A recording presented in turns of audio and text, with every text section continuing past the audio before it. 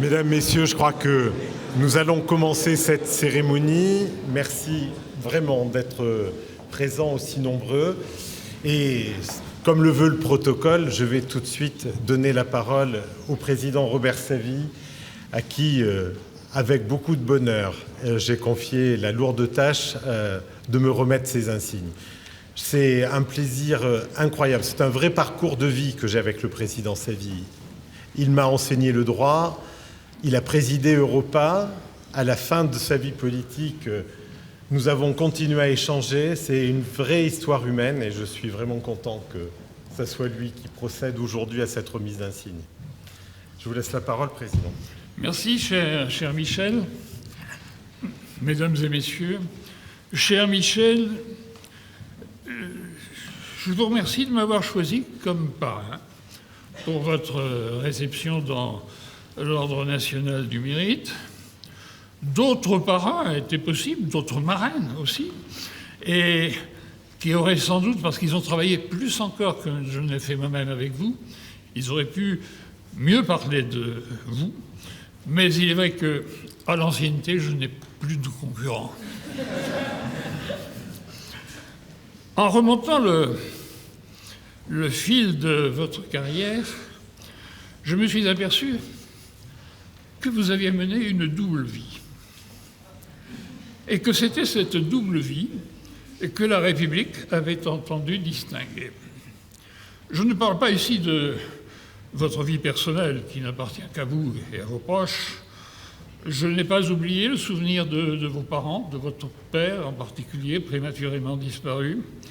Et comme beaucoup d'hommes, comme moi, comme d'autres, vous n'auriez sans doute pas parcouru un chemin aussi riche sans la présence à vos côtés de votre proche famille et la présence hier, où on travaillait, aujourd'hui, de votre épouse est significative de cet élément.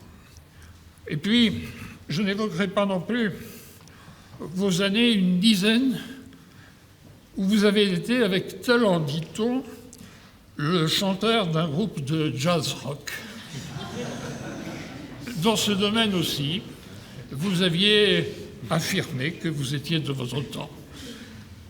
Mais la double vie qui est honorée ici ce matin est celle que vous avez consacrée à votre métier, la gestion des ressources humaines, comme on dit maintenant, et que vous avez consacrée à une autre passion ou une autre conviction, la conviction européenne, selon laquelle l'Europe et les politiques publiques qu'elle inspire ou qu'elle mène doivent être au service de l'intérêt général. Commençons par votre métier. Votre métier, c'est effectivement la gestion de ce qu'on appelle des ressources humaines. Vous avez fait votre étude de droit à Limoges. C'est là que nos chemins se sont croisés pour la première fois. Et puis, votre premier emploi a déjà exprimé vos centres d'intérêt, l'administration locale et la gestion des personnels. Vous avez été recruté au service des études juridiques du Centre de gestion de la fonction publique de la Grande Couronne parisienne, à Versailles. Et c'était l'époque... On était au milieu des années 80, ou au début et au milieu des années 80, c'était l'époque de la première décentralisation, c'est-à-dire des pouvoirs nouveaux donnés aux autorités locales, la nécessité de mettre leurs agents en mesure de les exercer, d'où une politique de formation qui a pris une dimension nouvelle avec la création du Centre national de la fonction publique territoriale. 5 années importantes pour vous et qui sont à l'origine de votre double vie, parce que c'est pendant votre séjour à Versailles, avec la rencontre notamment du professeur Picmal, que vous avez découvert la dimension européenne de votre métier. La façon dont vous avez exercé votre métier me conduit à trois remarques. La première, c'est que vous avez traversé les trois fonctions publiques. La territoriale, l'hospitalière, l'État à travers l'université, c'est la preuve. Alors que vous aviez le statut public de fonctionnaire territorial, c'est la preuve que le discours sur les rigidités qu'entraîne un statut public qui empêcherait la mobilité, ce discours, me semble-t-il, ne tient pas.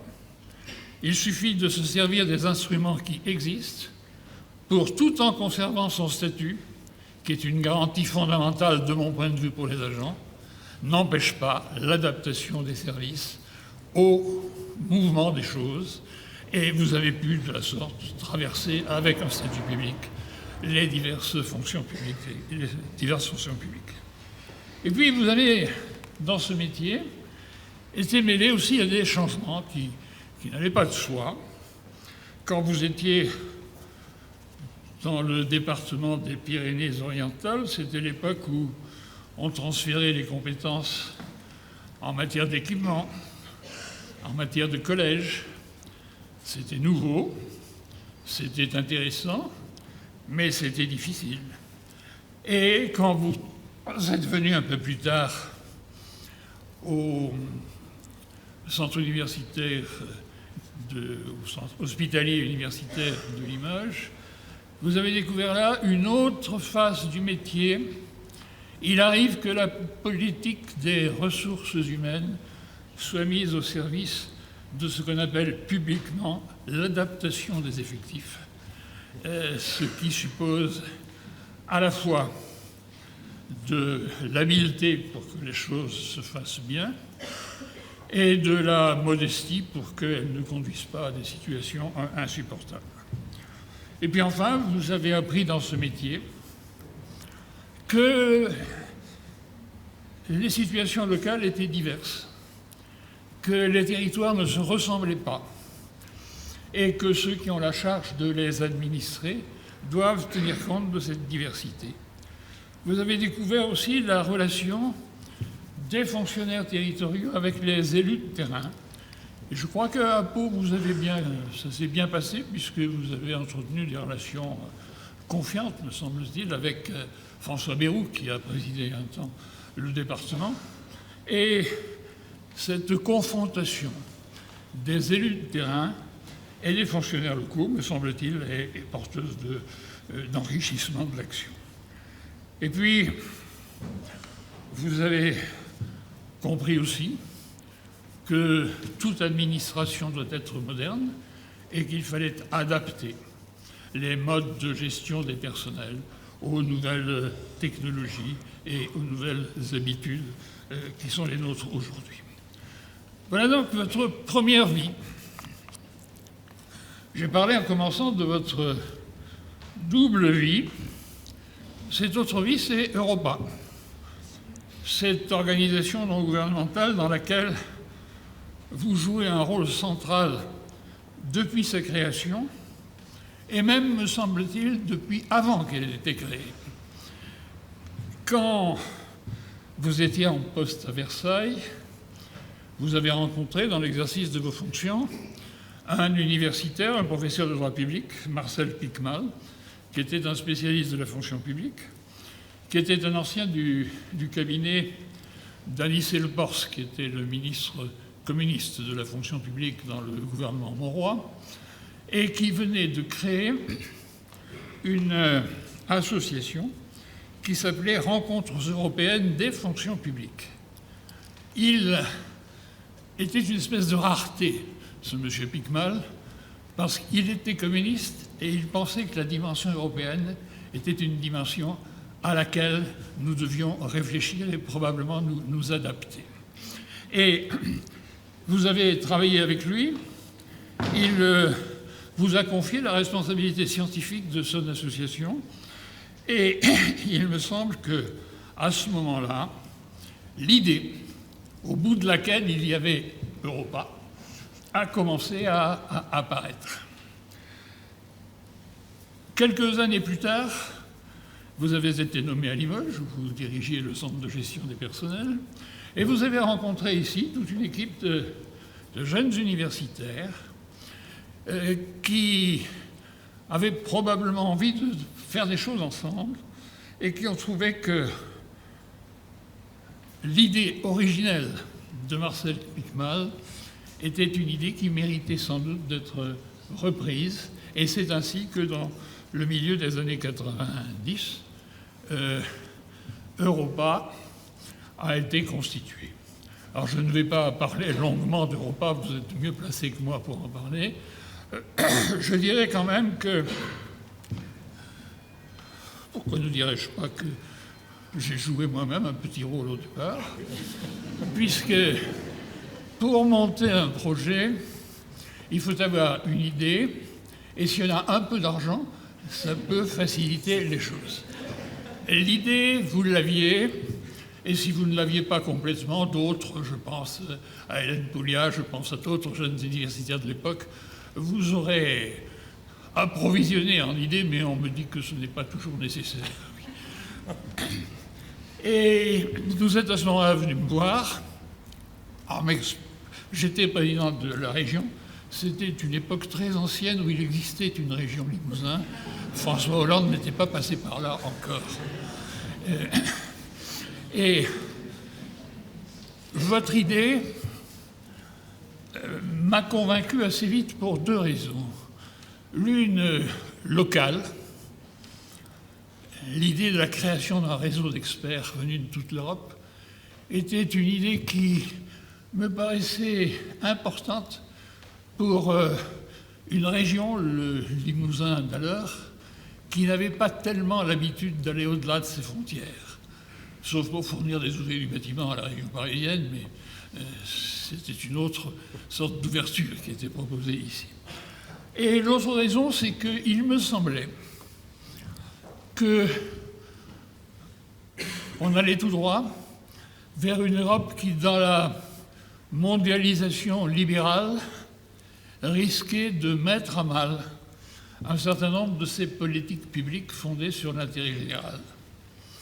Et qu'il était probablement utile qu'une association se crée pour analyser avec les méthodes scientifiques les plus rigoureuses ce qui se passait dans ce domaine. Et c'est ainsi que Europa est né.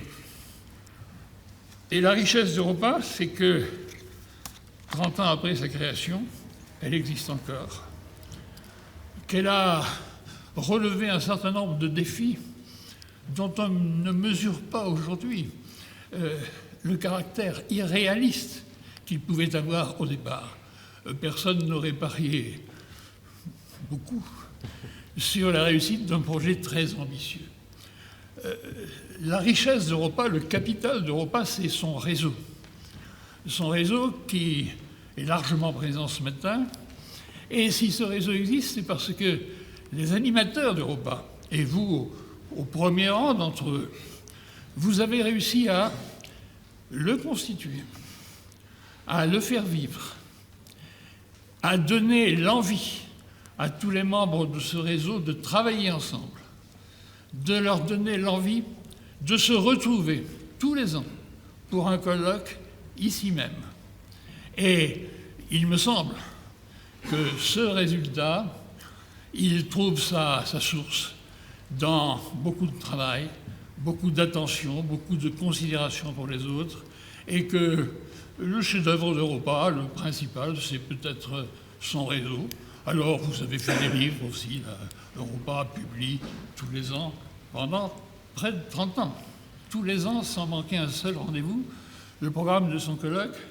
Et Europa, au fil des années, a affiné le socle de valeurs autour duquel, me semble-t-il, ces animateurs et ces membres se retrouvent. Quand on regarde les thèmes de vos colloques, vous posez immédiatement les questions de fond. Il y a eu un colloque sur services publics, concurrence et régulation. Convenons que ce sont des questions lourdes qui étaient posées à cette occasion. Vous en avez fait un autre sur peut-on aller vers une concurrence équitable, ce qui pourrait laisser penser qu'elle ne l'est pas par nature, et qui montre aussi la direction dans laquelle vont vos recherches. Et puis, le champ de la réflexion d'Europa, tel qu'il est défini sur son site Internet, parce que maintenant les sites Internet sont devenus une source du droit ordinaire, est assez révélateur de ce que sont les valeurs auxquelles vous tenez. Vous pensez que votre fonction, c'est d'analyser et de comparer les politiques publiques, c'est de reconnaître, c'est votre formule, et de refonder des services publics en Europe. Refonder, il y a un soupçon d'inquiétude, me semble-t-il, dans la formulation. Et vous affirmez de la même manière le rôle des services publics en matière de cohésion de la société et de cohésion des territoires. Alors voilà l'héritage que nous vous devons, pas vous seul, bien sûr, parce que autour de vous, vous avez vu se constituer et contribuer à constituer une équipe où des responsables de la fonction publique territoriale et des universitaires se sont engagés à vos côtés et sont là pour assurer la pérennité de cette entreprise. Une entreprise dont je crois qu'elle a déjà aujourd'hui un bilan d'une extraordinaire qualité, mais dont je souhaite qu'elle puisse conserver longtemps l'esprit dans lequel elle a, me semble-t-il, jusqu'à aujourd'hui travaillé. Quand une association fonctionne aussi bien, elle donne des envies à d'autres. Elle donne même quelquefois des envies de la contrôler. Or, le travail académique, le travail scientifique ne supporte aucune ingérence.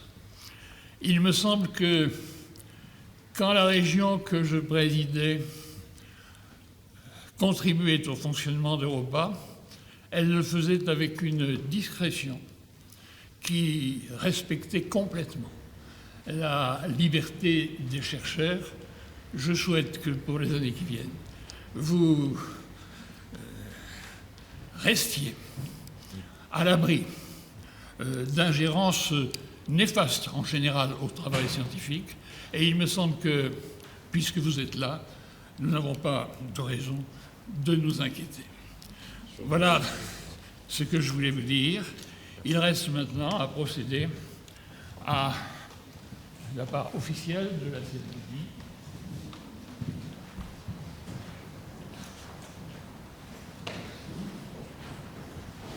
Michel Sénimont, au nom du président de la République et en vertu des pouvoirs qui vous sont conférés, nous vous faisons chevalier dans l'ordre national des Mérites.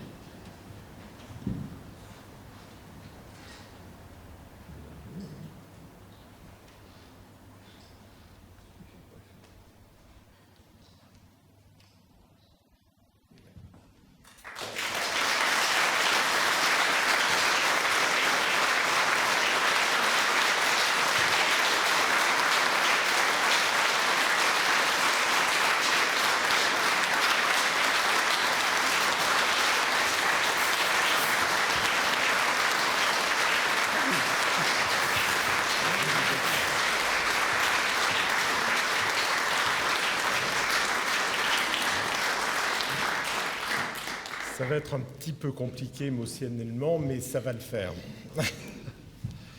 Monsieur le Président Savy, Madame la Présidente de l'Université de Limoges, Messieurs et Mesdames les vice-présidents de l'Université, Messieurs les présidents et trésoriers de la section locale des membres de l'Ordre national du Mérite, mes chers collègues du réseau Europa, ma chère famille et mes chers amis. Alors, si j'ai une conviction que j'ai acquise durant mon parcours professionnel qui m'a, comme le Président l'a dit, amené à voyager au sein de la fonction publique, c'est bien celle qui procède de la constatation qu'on ne naît ni juriste, ni directeur des ressources humaines, mais qu'on le devient. Et on le devient non pas tant grâce aux prédispositions dont on peut faire preuve ou des appétences que l'on peut avoir en la matière, mais bien grâce aux rencontres que l'on peut faire chemin faisant, celles qui vous mettent en relation avec des femmes et des hommes qui vous tendent la main, qui vous montrent la direction à suivre, qui poussent à vous dépasser et qui, au final, vous font grandir en termes de compétences, de savoir-faire et de savoir-être. Le mérite que j'ai eu, si tant est que cela en soit un, c'est d'avoir su saisir les opportunités offertes par ces rencontres, d'avoir su écouter les conseils et les enseignements prodigués par celles et ceux que le destin a placés sur ma route et qui dont parfois j'ai tiré, pas toujours d'ailleurs, les leçons de leur expérience. La chance qui est la mienne, c'est que les femmes et les hommes que j'ai rencontrés m'ont aussi donné les clés de compréhension des univers politiques, administratifs, académiques et scientifiques dans lesquels ils avaient leurs habitudes et se mouvaient avec l'aisance de ceux qui maîtrisent leur art. Ils m'ont également appris à partager leurs valeurs. En ça, ils ont aiguisé et affermi en moi le sens de l'action publique et le besoin de la promouvoir à l'échelon européen. Par là même, ils ont suscité autant d'occasions favorables qui m'ont permis de prendre mon destin en main. Mon discours n'aura donc pour seul objectif que de leur rendre hommage et de les remercier de m'avoir ainsi accompagné, souvent sans le savoir, tout au long de ma carrière, car le mérite qui est le mien, c'est à eux que je le dois. Le sens de l'action publique d'abord. Il ne s'acquiert pas par hasard et par instinct. On ne se lève pas un matin en disant qu'on va consacrer l'entièreté de sa vie professionnelle au service de l'État, des collectivités locales ou d'un établissement hospitalier. Pour ce qui me concerne, la graine a germé à 2 pas d'ici, à la faculté de droit et des sciences économiques de Limoges, dans un terreau fertile, puisqu'au début des années 80, y enseignait un trio de choc. Au doyen Robert Savy, la théorie générale du droit administratif. Au professeur Jean-François Lachaume, le cours des grands services publics, et au bâtonnier Belair, les grands problèmes politiques contemporains. Être instruit par ces 3-là fut un privilège et un délice. Tout ce que je sais encore du droit public vient de là. Ils ont ouvert la voie et ils m'ont suscité une vraie vocation. C'est sur les conseils avisés de Robert Savy que je me suis tourné, vous l'avez compris, vers la fonction publique territoriale dans le premier emploi que j'ai eu au CIG de Versailles et qui m'a permis de me spécialiser dans le droit de la fonction publique et l'activité de conseil juridique aux collectivités locales. Je serais ingrat de ne pas rendre ici hommage à la mémoire de Patrice Vieljeux et d'Arlette de Bosson qui m'ont littéralement accueilli au sein de cette organisation. Patrice Vieljeux, maire de Bougival, sénateur des Yvelines, puis président du CNFPT, m'a fait alors entrer à l'association des présidents de centres de gestion, ce qui m'a permis de l'accompagner régulièrement au Sénat et d'apprendre, chemin faisant, à rédiger des questions écrites aux parlementaires et des propositions d'amendements sénatoriaux. Ce fut une mission exaltante et la découverte du fonctionnement du bicaméralisme en France, c'est le seul point, président, qui nous sépare, le point de vue que nous avons sur le Sénat. Il y en a un, c'est celui-là. Le président n'est pas convaincu du bicaméralisme, moi je le suis un peu plus, c'est notre seul point de désaccord.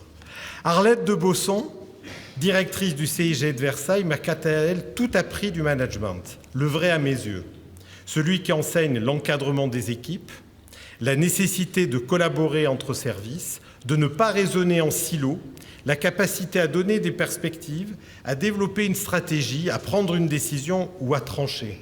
À l'époque, on ne parlait pas encore de management bienveillant, ce mot valise que j'aborde, et qui convient assez bien à celles et ceux qui n'en trouveront jamais la poignée pour s'en saisir. Je parle de la valise, bien évidemment.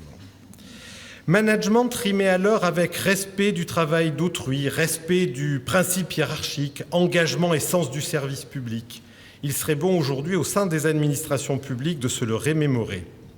Bien des années plus tard, vous l'avez dit, je suis devenu directeur adjoint, puis directeur des ressources humaines du Conseil général des Pyrénées-Atlantiques, au cours de 19 années auxquelles j'ai servi et progressé au sein de cette collectivité. C'est probablement avec une certaine imprudence que le président François Bayrou a nommé à ce poste quelqu'un qui n'était pas du cru. Tant ce territoire, où à l'époque j'ai contraint ma famille à installer sa résidence principale, est profondément marqué par ses appartenances identitaires et où l'alternance politique relève moins de la droite et de la gauche que de l'appartenance basco-béarnaise. Élu de proximité, très impliqué dans la vie locale, François Bayrou exige de ses propres collaborateurs qu'ils mettent la règle de droit au service des politiques publiques qui relevaient alors de la large compétence des départements. La tâche était aisée, car le président, malgré ses fonctions ministérielles, accordait sa confiance à ses 4 dirigeants. À cette époque, les Pyrénées-Atlantiques étaient riches, les recrutements faciles car attractifs. Auprès de ce personnage politique de premier plan, j'ai appris à conduire le changement, à gérer en mode projet. Je me suis frotté au dialogue social et à les négociations avec les organisations syndicales et ça a été, Dieu sait, une compétence qui me sert encore aujourd'hui dans bien des éléments de ma vie professionnelle. Je ne suis pas prêt d'oublier les saillies verbales et les chants entonnés de pleine gorge au Parlement de Navarre par le Conseil général du canton d'Acous et maire de Lourdios-Icher, le médiatiquement célèbre Jean Lassalle, qui de temps en temps, à la fin du comité technique, venait me dire de sa voix caverneuse « Cet homme peu rude, mon petit, mais tu vas t'en sortir ». J'ai appris à aimer ce territoire identitaire où je réside encore avec mon épouse, Frédéric, tant le statut de bi-appartenant me va bien. Béarnais et Limousin peut procurer une vie sociale riche et diversifiée. Mais la démocratie locale a ses règles que les obligations statutaires ne démentent pas. Balayée aux élections départementales de 2011, la majorité de centre droit historiquement aux affaires depuis la création des départements, fallait quand même pas avoir de chance, a perdu les élections balayées par les élus socialistes du territoire, lesquels nous ont immédiatement remerciés, comme la loi l'y autorise d'ailleurs, les 4 ou 5 cadres dirigeants que nous étions dotés d'un emploi fonctionnel. Ça rend les choses modestes et ça vous remet largement à votre place. À l'approche de mes 50 ans, cette mobilité forcée aurait pu être anxiogène si je n'avais pas retrouvé très vite une nouvelle affectation et non des moindres au CHU de Limoges. C'est de l'audace qu'il a fallu à Amit Siamet, dont je remercie et je salue ici la présence parmi nous, pour choisir un DRH qui ne sortait pas du sérail, c'est-à-dire qui ne sortait pas de la fameuse École nationale de santé publique, comme on l'appelait à l'époque. Le choc fut frontal, autant que mon acceptation de son offre à venir le rejoindre fut enthousiaste. J'aurais pourtant dû me souvenir, Amine, du conseil de mon dernier DGS aux Pyrénées-Atlantiques qui m'a dit « Tu vas voir, un CHU, c'est ouvert 24 heures sur 24, ça fonctionne 7 jours sur 7. En tant que DRH, tu vas t'éclater, mais tu vas avoir l'impression d'être dans une lessiveuse, ça va être passionnant. » Je confirme la métaphore de la lessiveuse, sauf qu'elle a tourné à 4000 tours pendant 4 ans sans qu'à un moment, vous ayez l'idée d'appuyer sur la touche pause ou arrêt. Cela fut passionnant et j'ai appris auprès de vous, Hamid, le pilotage des effectifs et le suivi de la masse salariale en mode contraint, dans un contexte de raréfaction de la ressource et à l'époque de tarification toujours de l'activité de soins.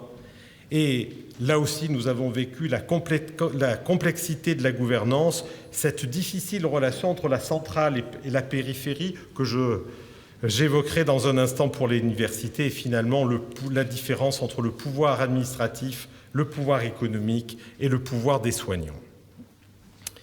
J'ai acquis aussi une autre certitude que quand on est DRH d'un CHU, on ne peut rien faire sans une parfaite entente et une collaboration avec la directrice générale des soins.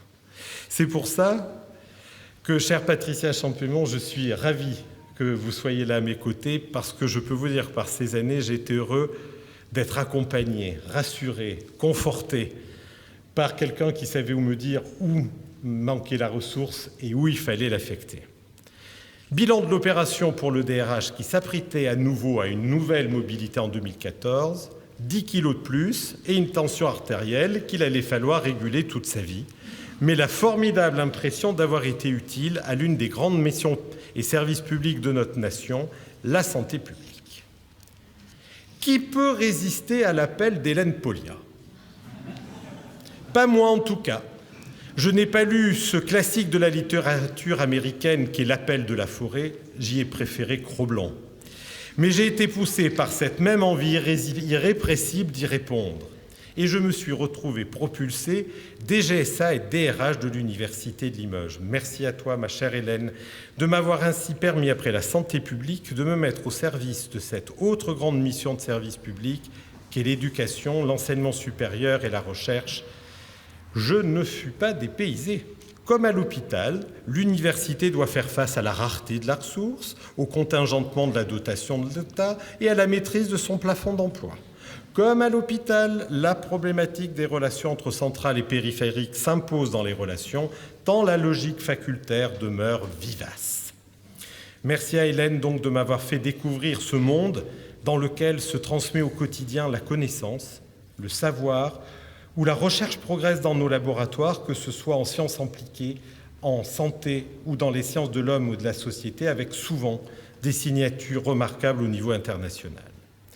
Merci à la présidente de l'université, Isabelle Cloque-Fontagny, et au vice-président, Stéphane Valette, de m'avoir renouvelé leur confiance et maintenu dans mon poste, afin qu'ensemble, autour d'une gouvernance soudée autour de Christelle Oscar, notre DGS, de notre directeur des affaires financières, Adil Erkibi, nous poursuivions la stratégie de développement et de modernisation indispensable à notre établissement. Merci à toute mon équipe de la DRH qui est là ce matin, aux chefs de service qui m'entourent, pour leur dire combien je suis fier de les avoir à mes côtés pour gérer les affaires du quotidien et relever ensemble les défis qui sont les nôtres. Permettez-moi un petit clin d'œil à IKF, puisque c'est ainsi que nous appelons la présidente de l'université. Pour lui dire, mais elle le sait déjà, combien j'apprécie ces réunions de travail du vendredi soir, comme je lui dis à l'heure où les lions vont boire, pour décrypter et analyser ensemble les multiples réformes auxquelles notre université doit faire face au travers de la loi de transformation de public et de la programmation de la recherche. Au-delà du langage commun que ce travail sérotinal nous apporte, il nous a permis de nous découvrir une passion commune pour ce grand érudit qu'était Umberto Eco. Je ne puis désormais que vous recommander ce délicieux recueil de chroniques qui m'a été si délicatement offert. Comment voyager avec un saumon est une perle rare dont la lecture est précieuse, surtout quand il devient nécessaire et urgent de prendre un peu de recul, tant sur les êtres que sur les choses qui vous entourent. Aider les communes dans la gestion de leur personnel, développer le territoire, m'occuper des politiques de santé publique et d'enseignement supérieur, c'est effectivement ces missions que j'ai eues et qui jalonnent encore mon parcours et qui ont peut-être forgé en moi le sens de l'action publique. C'est peut-être là que se niche une part du mérite qu'aujourd'hui on m'attribue. Le besoin de l'Europe, cette deuxième vie que vous avez retracée, Président, et là vous m'avez spoilé fort heureusement pour l'assistance à peu près la moitié de mon discours et ça sera heureux pour tout le monde. Puisque je ne retracerai pas la période qui m'a permis de rencontrer Marcel Picmal et de monter Europa. Ce que je voulais vous dire, et vous l'avez très bien énoncé vous-même, c'est qu'il fallait que vous ayez une sacrée audace pour accepter notre initiative en 1994, où l'on sortait d'élections européennes, où l'on ne peut pas tellement dire à l'époque que le résultat des élections démontrait que le territoire du Limousin avait des prédispositions particulières pour l'intégration européenne. Mais vous avez voulu tout de suite que nous adossions nos travaux à l'université afin de lui rendre, et vous l'avez dit vous-même, cet indispensable caractère scientifique qui allait légitimer nos travaux. Comme quand vous disiez quelque chose, aussi fut dit, mais aussitôt fut fait. Et s'embarquèrent dans l'aventure Bernard Vareille, alors président de l'université, et Pascal Texier, alors doyen de la faculté de droit et des sciences économiques. Et comme les mousquetaires se doivent d'être 4, la première réaction de Bernard Vareille, dont je salue chaleureusement la présence ici, fut de me dire que rien de sérieux ne se ferait dans Europa sans la présence à nos côtés d'une toute nouvelle et précoce agrégée de droit public, une certaine Hélène Polia, qu'il me suggéra de rencontrer au plus vite. Ma rencontre avec Hélène Polia mérite d'être relatée ici. À la question qu'elle me posa immédiatement sur la façon dont nous allions nous reconnaître lors de notre premier rendez-vous fixé devant le magasin des Galeries Lafayette, je ne sais pas par quelle inspiration malencontreuse, et pensant que nos âges respectifs m'autorisaient à me référer à la bande dessinée en vogue à l'époque, qui était celle de Robert et Raymond Bidochon, je lui dis, vous voyez que je ne la connaissais pas, je me suis dit que si jamais j'avais un jambonneau à la main, elle pourrait peut-être avoir un arrosoir. La réponse fut cinglante. « Cher monsieur, pour ce qui me concerne, j'aurai le dernier numéro de l'actualité juridique de droit administratif à la main. » Il est des réponses dont le contenu donne d'emblée la tonalité à 35 ans d'une amitié inaltérable, basée sur la confiance mutuelle, l'estime et le respect de l'autre. Ensuite, rejoint très vite par Christophe Bonnotte, alors jeune doctorant en droit public, nous avons tout construit. Je rendrai simplement ici hommage au père fondateur d'Europa. Rien n'aurait été possible sans l'Espagnol Mariano Baena del Alcázar, juge à la Cour suprême d'Espagne. Au grec Epaminondas Piliotopoulos, professeur à la faculté des droits d'Athènes. Au britannique Fred Ridley, professeur de sciences politiques à l'université de Liverpool. Au belge Philippe Vermeulen ou encore à l'italien Giuseppe Bettoni. Je tiens ici à les remercier les uns et les autres et à rendre hommage malheureusement à ceux qui ne sont plus parmi nous, car ils sont à l'origine de l'aventure humaine la plus fascinante de ma carrière et sans doute de mon existence. Et c'est sans doute là que se trouve l'autre part du mérite que l'on m'attribue aujourd'hui. Vous l'avez dit, Président, vous avez présidé aux destinées d'Europa durant 9 ans. 9 ans durant lesquels vous avez souhaité promouvoir l'idée d'une Europe du XXIe siècle dans lesquelles les notions d'intérêt général, de service public, de cohésion sociale et territoriale ne sont pas de vains mots, mais doivent constituer les bases et les valeurs communes autour desquelles l'action publique doit se définir et s'articuler. Fidèle à cette ligne directrice que vous avez tracée, comme vous avez su en tracer pour ce territoire dans votre excellent exercice de prospective Limoges 2007, nous avons conduit une multiple d'actions sans jamais faillir à votre feuille de route.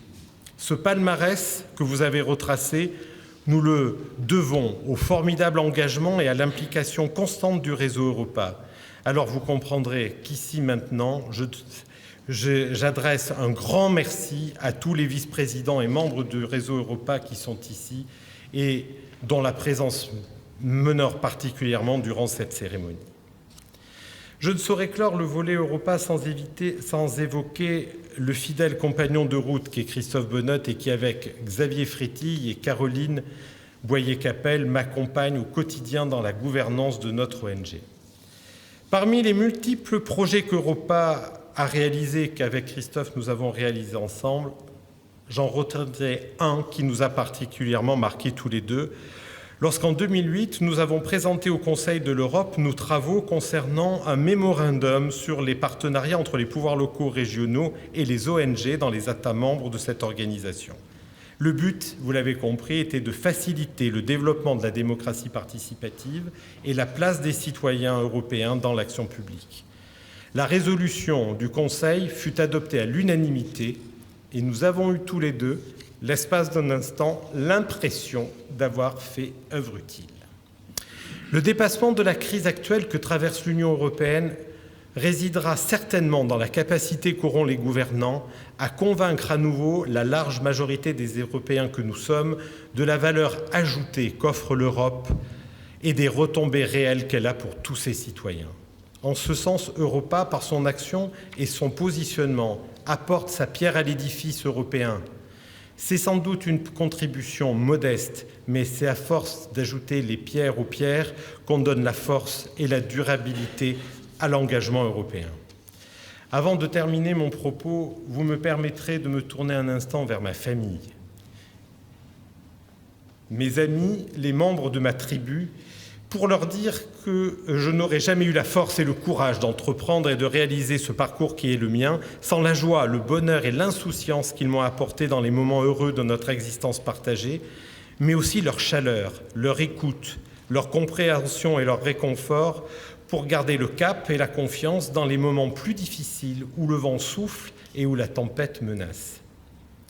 Une pensée émue aussi, vous les avez évoquées, à mes parents, Jean et Simone, qui m'ont permis de devenir ce que je suis et qui m'ont donné les valeurs que je porte. Un regard enfin plein d'affection et de tendresse pour mon épouse Frédérique, qui, vous l'avez dit, m'accompagne depuis l'origine dans l'aventure Europa sans jamais tenter de la réfréner. mais aussi un regard vers ma fille Fanny et mon bientôt futur gendre Brice, pour leur dire à tous les trois simplement que je les aime et qu'ils comptent beaucoup pour moi. Excusez-moi. Pour finir sur une touche que j'espère beaucoup plus légère, je vous invite tous et toutes à partager cette pensée qu'il me semble salutaire par les temps qui courent et qu'il conviendrait, je pense, de garder à l'esprit. La règle d'or de la conduite est la tolérance mutuelle, car nous ne penserons jamais tous de la même façon. Nous ne verrons qu'une partie de la vérité et sous des angles différents, mais c'est ensemble que nous progresserons. C'est sur cette citation qui démarre le film que consacra Richard Attenborough en 1982 au Mahatma Gandhi et qui m'a beaucoup impressionné que je vais terminer ce discours en vous remerciant vraiment de votre participation, de votre présence nombreuse et de la fierté que j'ai aujourd'hui de m'avoir vu remettre ces insignes par Robert Savy, avec lequel, vous aurez compris, nous avons un vrai parcours et une vraie histoire humaine à partager. Je vous remercie à toutes et à tous de votre attention.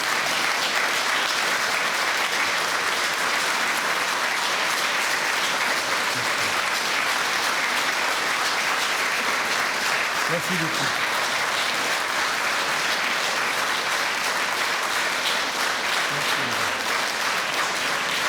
Merci beaucoup.